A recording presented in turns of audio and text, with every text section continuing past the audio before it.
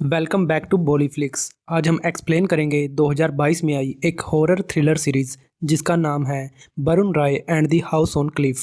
और पूरा वीडियो देखने के बाद आप इस एक्सप्लेनेशन को 10 में से कितनी रेटिंग देना चाहेंगे ये भी कमेंट बॉक्स में ज़रूर बताएं। तो बिना किसी देरी के शुरू करते हैं थ्रिल और डर से भरी इस अंडररेटेड मूवी की एक्सप्लेनेशन। शुरुआत में हम न्यूयॉर्क 1978 का सीन देखते हैं जहां वरुण राय नाम के एक पैरासाइकोलॉजिस्ट की बातों से हमें समझ आता है कि वरुण राय वो सब कुछ देख सकता है जो कि एक आम इंसान नहीं देख पाता, यानी कि वो आत्माओं को देख सकता है। जब कभी भी पुलिस को किसी अनसुलझे केस के पीछे पैरानॉर्मल एक्टिविटी का शक होता है तो पुलिस उसी जैसे स्पेशल इन्वेस्टिगेटर्स की मदद लेती है ताकि उन लोगों की मदद से पुलिस उन केसेस को सॉल्व कर पाए। और इसी तरह के एक केस को सॉल्व करने के लिए वरुण राय न्यूयॉर्क के किसी घर में पहुंचता है। पुलिस उसे बताती है कि कुछ महीने पहले एमिली एंडरसन अचानक से अपने घर से गायब हो गई, जिसके अगले दिन ही घर का एक लड़का बाकी सभी घर वालों को मारकर खुद भी सुसाइड कर लेता है। घर के अंदर जाने पर वरुण साफ साफ देख पाता है कि कैसे एक शाम वो लड़का गन लेकर घर में घुसा और एक एक करके घर के लोगों को मारने के बाद उसने खुद भी सुसाइड कर लिया। वो देखता है कि जो लड़की एक दिन पहले ही उनके घर से गायब हुई थी उसी की आत्मा ने उस लड़के से ये सब करवाया है। और ये सब देखने के बाद हम समझ पाते हैं कि वरुण ध्यान लगाकर पास्ट की उन घटनाओं को देख सकता है जिसमें कोई ना कोई सुपरनैचुरल एलिमेंट होता है। आगे वरुण जब ये बात पुलिस को बताता है कि उस लड़के से ये सब किसी आत्मा ने करवाया है तो पुलिस को इस बात पर यकीन नहीं होता। सीन यहीं कट होता है और आगे हम एक चट्टान से किसी आदमी को सुसाइड करते हुए देखते हैं। और कुछ देर बाद ही इस दुर्घटना की खबर टीवी पर चलाई जाती है, जिसे सुनकर हमें समझ आता है कि जिस चट्टान पर से आदमी ने कूदकर अपनी जान दी थी वो चट्टान इंग्लैंड के एक शहर कॉर्विट्स हेड में मौजूद है। हमें पता लगता है कि ये सुसाइड इस साल की दूसरी दुर्घटना है और इन घटनाओं को लेकर लोगों में अलग अलग तरह की अफवाहें उड़ रही थी। जैसे कि कुछ लोगों का कहना था कि घने कोहरे के कारण कुछ लोग अपना संतुलन खो देते हैं। वहीं कुछ लोग बताते हैं कि उन्हें चट्टान के आसपास अक्सर एक औरत घूमती हुई दिखाई देती है जो कि अचानक से कहीं गायब हो जाती है। इसके बाद हम डॉक्टर्स को मरे हुए आदमी की बॉडी का पोस्टमार्टम करते हुए देखते हैं। डॉक्टर पुलिस को बताता है कि मरने के बाद इस आदमी के गले को दबाया गया है। ऐसा लगता है मानो किसी ने मरने के बाद इस आदमी का दम घोटा है। और ये बात डॉक्टर्स के साथ साथ पुलिस को भी काफ़ी अजीब लगती है। और इस बात का पता लगने के बाद इंस्पेक्टर जैनी वरुण को फ़ोन करके इस केस के बारे में बताती है। इस पर वरुण जल्द ही उसे मिलने का प्रॉमिस करता है। तभी एक कांस्टेबल ब्रायन नाम के लड़के को लेकर पुलिस स्टेशन में पहुंचता है क्योंकि उसने चट्टान से कूदते वक्त उस आदमी की कुछ तस्वीरें क्लिक की थी। इंस्पेक्टर की बातों से हम समझ पाते हैं कि वो पहले भी कई बार इस तरह की आपत्तिजनक तस्वीरों के साथ पकड़ा जा चुका था, लेकिन उसे नादान समझकर पुलिस हमेशा उसे छोड़ देती थी। अगले दिन तक वरुण राय भी कॉर्विट्स हेड में पहुंच जाता है जहां उसका साथी सुदेश वरुण का स्वागत करता है और पुलिस स्टेशन पहुंचकर वो जैनी से सुसाइड वाले केस की फाइल ले लेता है। कुछ देर बाद ही हम एक इंडियन कपल को देखते हैं और इनकी बातों से हमें समझ आता है कि सोमली और हरमेश ने कुछ दिन पहले ही शादी की थी। उस चट्टान की खबरों से अनजान ये लोग उसी चट्टान के पास वाला घर देखने के लिए आते हैं जहां अक्सर लोग सुसाइड किया करते थे। उस घर के आसपास की खूबसूरती इन दोनों को काफ़ी पसंद आती है और अंदर से देखने के बाद ये लोग इस घर को खरीदने का फैसला करते हैं। जैसे कि उस घर के ओनर्स को भी अफवाहों के चलते इस घर के ना बिकने का डर था, इसीलिए वो लोग भी कम कीमत पर ये घर बेचने के लिए मान जाते हैं। दूसरी तरफ हम वरुण और सुदेश को देखते हैं जो कि उस चट्टान के पास वाले एक घर में रुके हुए थे। हम देखते हैं कि वरुण एक दूरबीन की मदद से आसानी से उस चट्टान को देख पा रहा था और केस की फाइल देखने के बाद वरुण कहता है कि ये केस मुझे कैलिफोर्निया वाले केस से ज़्यादा पेचीदा लग रहा है। उसी शाम हम सोमली और हरमेश को रोमांस करते हुए देखते हैं और इसी दौरान सोमली को कोई अनजान आदमी उनकी फ़ोटोज़ लेते हुए दिखाई देता है। दरअसल ये और कोई नहीं बल्कि ब्रायन ही था। सोमली जब ये बात हरमेश को बताती है तब वो बड़ी ही फुर्ती से बाहर निकलकर उसे पकड़ लेता है। पहले तो हरमेश उसे धमकाने लगता है और उसका कैमरा तोड़ने की बात करता है, लेकिन जब ब्रायन रोते हुए इस बात के लिए माफ़ी मांगता है और कहता है कि दोबारा ऐसी गलती नहीं होगी, तब हरमेश भी उसे वार्निंग देकर छोड़ देता है। रात के वक्त जब ये दोनों आराम से सो रहे थे तब एक जोरदार आवाज़ के कारण सोमली की नींद खुलती है और जब वो पानी पीने के लिए किचन में जाती है तब उसे वहाँ एक पुरानी डायरी दिखाई देती है। उसे याद आता है कि आज सुबह ही उसने ये डायरी बेसमेंट में देखी थी। इसके बाद उसकी नज़र ज़मीन पर पड़े बॉक्स पर जाती है जिसका सामान उसी के आसपास बिखरा हुआ था और इसी दौरान उसे खिड़की के पास किसी औरत के होने का एहसास होता है। उसे लगता है कि मानो कोई औरत उसका नाम पुकार रही हो। सीन यहीं कट होता है और अगली सुबह सोमली और हरमेश इन्वेस्टिगेशन करने के लिए पुलिस को अपने घर बुलाते हैं। लेकिन जैसे कि पुलिस को उनके घर पर किसी भी तरह के क्राइम का कोई सुराग नहीं मिलता, इसीलिए वो लोग बिना इन्वेस्टिगेशन किए ही यहाँ से चले जाते हैं। अगली सुबह एक पादरी सोमली और हरमेश के घर में दस्तक देता है। वो सोमली को बताता है कि मेरा नाम फादर पॉल है। इसके साथ ही पादरी इस घर में प्रार्थना करने की रिक्वेस्ट करता है। पहले तो सोमली को लगता है कि शायद ये इस जगह का कोई पुराना रिवाज होगा, लेकिन पादरी उसे बताता है कि ये घर पिछले काफ़ी सालों से खाली पड़ा है। और सोमली से पानी मंगवाने के बाद पादरी अपनी प्रार्थना शुरू करता है, लेकिन प्रार्थना पूरी होने से पहले ही पादरी को वहाँ किसी अनजान शक्ति का एहसास होता है और तभी चिमनी में से काफ़ी सारे इंसेक्ट्स निकलकर पादरी की बॉडी से लिपट जाते हैं, जिसके बाद फादर पॉल बड़ी मुश्किल से अपनी जान बचाकर वहाँ से निकल पाता है। और चर्च में लौटकर फादर पॉल यही बात अपने सीनियर को बताता है, जिस पर वो ओल्ड फादर कहता है कि हर बार यही होता है, हर बार हम हार जाते हैं। कुछ देर बाद वरुण राय इन्वेस्टिगेशन करने के लिए ब्रायन के घर पर पहुंचता है, जहां उसे ब्रायन की कुछ क्लिक की हुई फोटोग्राफ्स मिलती है। ब्रायन और केस फाइल की फोटोग्राफ्स देखने के बाद वरुण को उनमें एक परछाई नजर आती है, जो कि कूदने से ठीक पहले ही हर उस आदमी के पीछे थी जिसने भी आज तक वहां से कूदकर सुसाइड किया था। और जैनी से बात करने पर वरुण को पता लगता है कि सोमली ने हाल ही में उस चट्टान के पास घर लिया है। उसका कहना है कि रात के वक्त उसने घर के आसपास कुछ आवाज़ें सुनी थी। यहाँ से सीन फिर से सोमली के घर में शिफ्ट होता है। बाहर से सोमली जब अपने घर लौटती है तब उसे ऐसी आवाज़ सुनाई देती है मानो कोई इंसान सीढ़ियों से उतर रहा हो और तभी कोई अदृश्य शक्ति उसका गला अपनी तरफ खींचती है। इस घटना के बाद सोमली बुरी तरह से डर जाती है और एक आवाज़ का पीछा करते हुए जब वो ऊपर की तरफ जाती है तब उसे शीशे में किसी औरत का साया नजर आता है। अगले दिन वरुण राय इनके घर आता है। दरअसल वरुण यहाँ सोमली से कुछ सवाल पूछने के लिए आया था। वो इन्हें बताता है कि मैं लोकल पुलिस के साथ काम कर रहा हूँ। वरुण के पूछने पर सोमली जब उन्हें सुनी गई आवाज़ों के बारे में बताने लगती है तो हरमेश बीच में ही टोकते हुए कहने लगता है कि जब से हमने खिड़कियों की मरम्मत करवाई है तब से हमें कोई भी आवाज़ सुनाई नहीं देती। ये सब देखकर हमें समझ आता है कि हरमेश को अब तक यही लग रहा था कि सोमली के साथ आजकल जो कुछ भी हो रहा है वो सब उसका वहम है। और हरमेश का इस तरह का बिहेवियर देखकर वरुण ज़्यादा सवाल पूछे बिना ही उनके घर से निकल जाता है। लेकिन जाने से पहले सोमली उसे वो डायरी दे देती है जो कि अक्सर कहीं ना कहीं से उसके सामने आ जाती थी और वो डायरी लेकर वरुण वहाँ से चला जाता है। अपने रूम में पहुंचकर वरुण उस डायरी को खोलकर देखता है जिसमें सबसे पहले वरुण को एक तस्वीर दिखाई देती है और डायरी को पढ़ने पर वरुण को समझ आता है कि ये डायरी उसी लड़की ने लिखी है जो कि इस तस्वीर में है। इसका नाम था पोली, जो कि अपने बॉयफ्रेंड अलेक्जेंडर से बहुत प्यार करती थी। ये दोनों अपनी जिंदगी से काफ़ी खुश थे और आने वाले चंद्र ग्रहण की रात ये दोनों शादी करने वाले थे। इतना पढ़ने के बाद वरुण को अगले पेज पर एक अजीब सी भाषा दिखाई देती है जिसे किसी कोड लैंग्वेज में लिखा गया था, इसीलिए वरुण आगे की कहानी नहीं पढ़ पाता।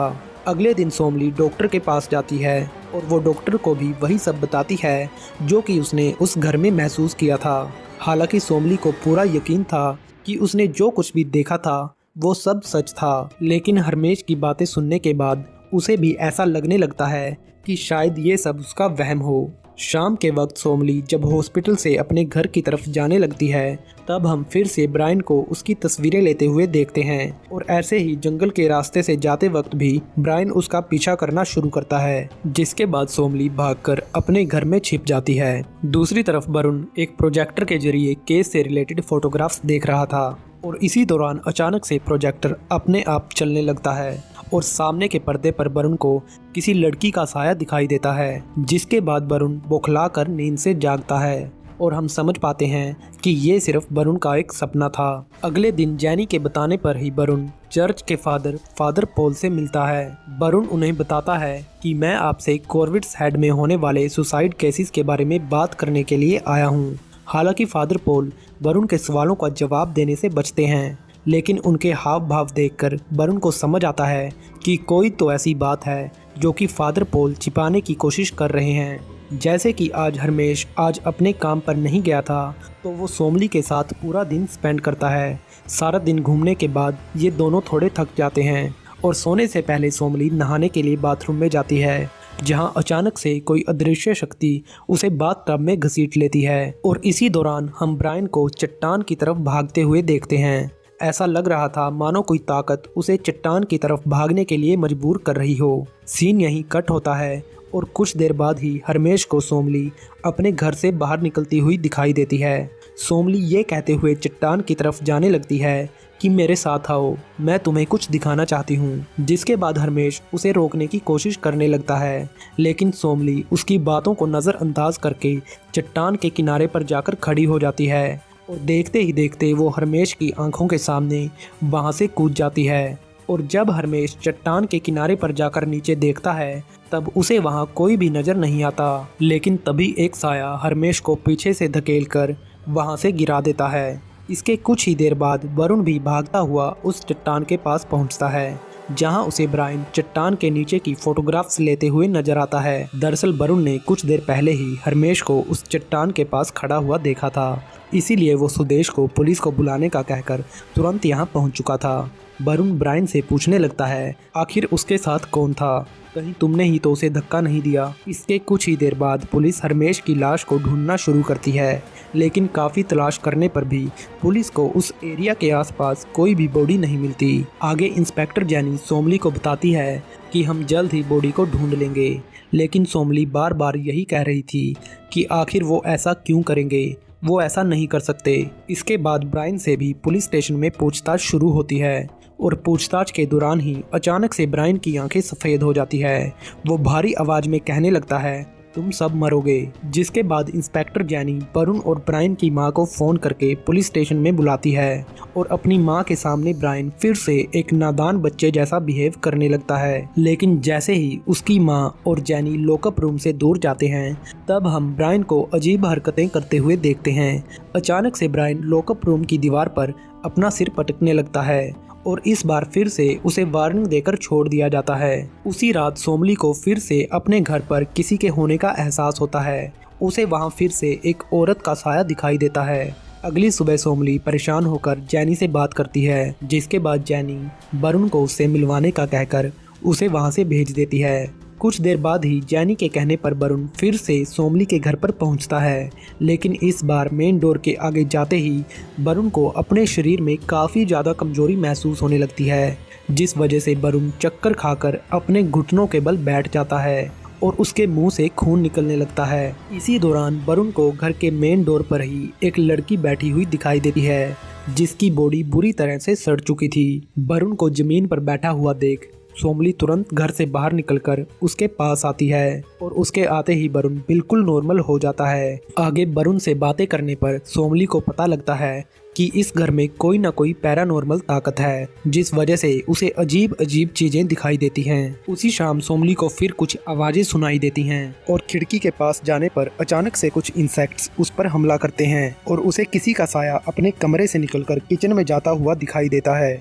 लेकिन पूरे किचन की तलाशी लेने के बाद भी उसे वहां दोबारा कोई साया दिखाई नहीं देता। ऐसे ही थक कर सोमली जब कुर्सी पर बैठकर आराम करने लगती है, तो एक अजीब से चेहरे वाला साया फिर से उसके सामने आकर उसे बुरी तरह से डरा देता है। दूसरी तरफ वरुण को ध्यान लगाने पर फिर से वही लड़की दिखाई देती है, जिसे उसने सोमली के घर के सामने बैठा हुआ देखा था। इसी के साथ उसे समुद्र में काफ़ी सारे कंकाल तैरते हुए दिखाई देते हैं। उसे समझ आता है कि उस लड़की की आत्मा समुद्र से जुड़ी किसी घटना के होने का इंतजार कर रही है। उसे समझ आता है कि अब सोमली का उस घर में रहना बिल्कुल भी सुरक्षित नहीं है। अगले ही दिन वरुण और सुदेश सोमली के घर पर पहुंचते हैं और यहाँ ध्यान लगाने पर वरुण को समझ आता है कि उस दिन हरमेश सोमली का पीछा करके ही उस चट्टान के पास पहुंचा था, जहां एक आत्मा ने उसे नीचे गिरा दिया था लेकिन वरुण को उस आत्मा का चेहरा ठीक से दिखाई नहीं देता। इसीलिए उस चट्टान के बारे में और जानकारी लेने के लिए वरुण लंदन की एक पुरानी लाइब्रेरी में आता है,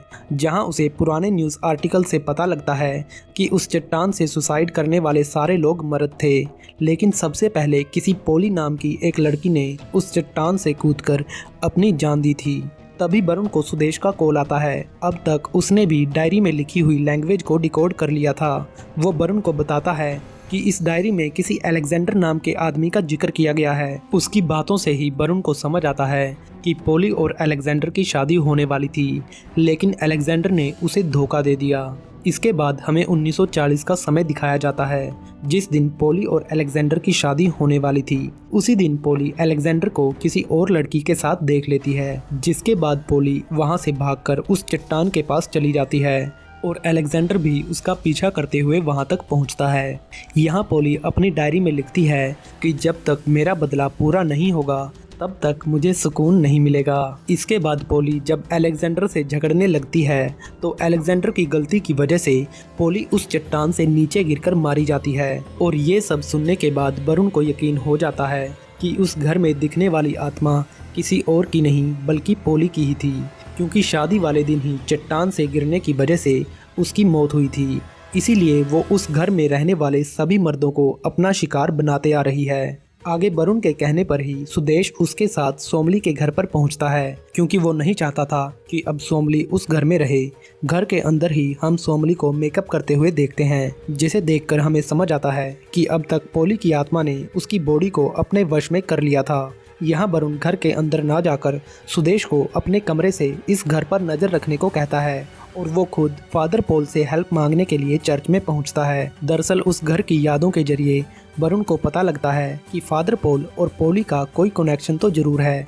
जब वो अपने बॉयफ्रेंड के साथ यहाँ आई थी तब फादर पॉल भी उसे चाहने लगे थे। हालांकि फादर पॉल उस घर में जाने के लिए मना करते हैं, क्योंकि वो अच्छे से जानते थे कि वो पोली की ताकतों का मुकाबला नहीं कर सकते। लेकिन जब वरुण उनसे पोली की आत्मा को आज़ाद करने की बात करता है तब वो इस बारे में सोचने लगते हैं और इसके बाद वो ओल्ड फादर से भी इस बारे में बात करते हैं। और इन दोनों की बातों से हमें पता लगता है कि ब्रायन की बॉडी को शैतान ने अपने बस में किया हुआ है और इसी वजह से वो उन दुर्घटनाओं की फोटोज लेने के लिए मजबूर होता था। आगे ओल्ड फादर पेरानोबक शैतान के बारे में बताना शुरू करते हैं। वो बताते हैं कि पोली की आत्मा के जरिए अब तक वो शैतान काफ़ी लोगों की जान ले चुका था, जिस वजह से वो शैतान अब तक काफ़ी ताकतवर हो चुका था, क्योंकि अब तक पोली की आत्मा बुरी तरह से सड़ चुकी थी। इसीलिए अब वो शैतान किसी नई आत्मा को अपना गुलाम बनाना चाहता है। ओल्ड फादर कहते हैं कि अगर सोमली और पोली रेड ब्लड मून की रात को एक हो जाएं, तो हम उस शैतान की ताकत को छू भी नहीं सकते।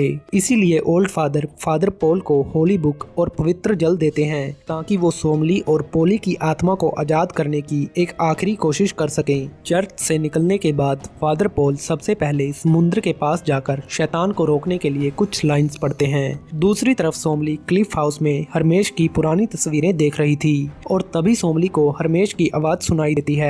उसे लगता है कि मानो हरमेश उसे पुकार रहा हो। इसी दौरान वरुण भी उस घर में घुसने की कोशिश करता है, लेकिन पोली की आत्मा उसे ऐसा करने से रोकती है। हरमेश की आवाज़ का पीछा करते हुए जब सोमली ऊपर के कमरे में जाती है तो अचानक से ब्रायन उसके सामने आ जाता है, जिसे शैतान ने पूरी तरह से अपने वश में किया हुआ था। उसे देखकर सोमली भागकर अपने बेडरूम में छिप जाती है। अब तक फादर पॉल भी वरुण की मदद करने के लिए यहाँ पहुँच चुके थे और फादर पॉल ही तहखाने के रास्ते से वरुण को घर के अंदर ले जाते हैं। वहीं ब्रायन भी दरवाज़ा तोड़कर सोमली तक पहुँच जाता है और वो सोमली का गला दबाने लगता है। तभी पोली सोमली को अपने वश में कर लेती है और शैतान के निकलने के बाद पोली ब्रायन को धक्का देकर नीचे सड़क पर गिरा देती है। इसके बाद फादर पॉल और वरुण भी ऊपर के रूम में पहुंचते हैं और उन्हें समझ आता है कि अब तक पोली ने सोमली को पूरी तरह से अपने वश में कर लिया है। इसके बाद फादर अपनी प्रार्थना शुरू करते हैं और इसी दौरान फादर पोली की आत्मा को रोकने की कोशिश करते हैं, लेकिन उनका कोई भी तरीका पोली पर काम नहीं करता और तभी काफ़ी सारे इंसेक्ट्स फादर पॉल की बॉडी से लिपटकर उन्हें दीवार से चिपका देते हैं। लेकिन अभी भी फादर अपनी प्रार्थना जारी रखते हैं। वो वरुण से उस पवित्र जल को पोली की डायरी पर डालने को कहते हैं। हालांकि वरुण पोली का मुकाबला नहीं कर पा रहा था, लेकिन किसी तरह से टेबल को हिलाकर वरुण उस पर रखा पवित्र जल पोली की डायरी पर गिरा देता है और तभी वरुण को उस डायरी के ऊपर पोली का पूरा नाम पोलियाना नजर आता है। और जैसे ही वरुण उस नाम को बोलता है, पोली तुरंत सोमली की बॉडी से निकल जाती है, लेकिन शैतान की ताकत अभी भी उसी घर में मौजूद थी। फादर की प्रार्थना पूरी होते ही वहाँ एक बहुत बड़ा बवंडर उठता है, जिसके साथ ही वो शैतान भी यहाँ से जाने लगता है। वो बवंडर सोमली को भी अपने साथ ले जाने लगता है, लेकिन वरुण उसे बचा लेता है, लेकिन वो फादर पोल को नहीं बचा पाता। आगे हम देखते हैं कि पोली की डायरी पूरी तरह से जल चुकी थी और कुछ ही देर बाद सुदेश के बुलाने पर पुलिस भी वहां पहुंच जाती है। सोमली को सही सलामत देख जैनी वरुण का शुक्रिया अदा करती है। मूवी के एंड में हम देखते हैं कि उसके बाद से अब कॉर्विड्स हेड में कोई भी और सुसाइड का केस सामने नहीं आया और इसी सीन के साथ ये सीरीज यहीं ख़त्म होती है। आई होप आपको ये एक्सप्लेनेशन अच्छी लगी होगी। इसी तरह की लेटेस्ट बॉलीवुड मूवीज़ और वेब सीरीज़ की एक्सप्लेनेशन सबसे पहले पाने के लिए आप हमारे चैनल बॉलीफ्लिक्स को सब्सक्राइब करके नोटिफिकेशन बेल ऑन कर सकते हैं। तो मिलते हैं आपसे अगली रोमांचक एक्सप्लेनेशन के साथ। Till then bye and take care.